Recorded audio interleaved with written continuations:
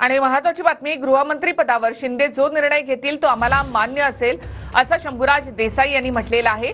अजित पवार दिल्लीला का गेले हे तेच सांगू शकतील असं देखील शंभूराज देसाईंनी म्हटलेलं आहे। दादा दिल्लीमध्ये का गेले यावर आम्ही तर्कवितर्क लावणं योग्य नाही असंही देसाई यांनी म्हटलंय।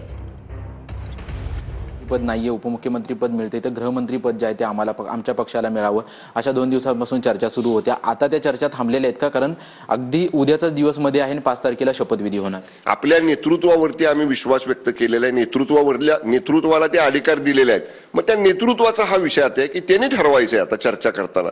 त्यामुळे ते जो निर्णय घेतील तो शिवसेनेपुरतं मी सांगेन, आम्हा सगळ्या शिवसैनिकांना मुख्य नेते माननीय शिंदे साहेब जो निर्णय घेतील तो आम्हाला सगळ्यांना मान्य असेल। शिंदे साहेब ठाण्यामध्ये असताना अजित पवार जे महायुतीचेच एक घटक पक्ष आहेत ते दिल्लीमध्ये गेलेले आहेत आणि असं म्हणतायत की चांगली खाती मिळावी त्याच्यासाठी ते दिल्लीमध्ये गेल्याचं चर्चा केली जाते। मग याच्यावरती तुमची काय प्रतिक्रिया? मग आता दादा दिल्लीला गेले तर तुम्ही दादांना विचारा ना, त्यांच्याशी संपर्क साधा किंवा तुमच्या दिल्लीतल्या प्रतिनिधीला सांगा दादा दिल्लीमध्ये कुठं आहेत त्यांच्याशी चर्चा करा। आणि मग तुम्ही खाती मागासाठी गेलात का दुसऱ्या कामासाठी गेलात?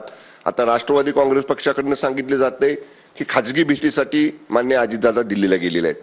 आज तटकरे साहेबांनी दिल्लीमध्ये सांगितलं की त्यांच्या काही खाजगी भेटीसाठी दादा आलेले आहेत आणि शक्य झालं, कारण मान्य अमित शाह साहेब आज दिल्लीमध्ये नाही आहेत, त्यामुळं तटकरे साहेब म्हटले की शक्य झालं तर दादांची भेट होऊ शकते।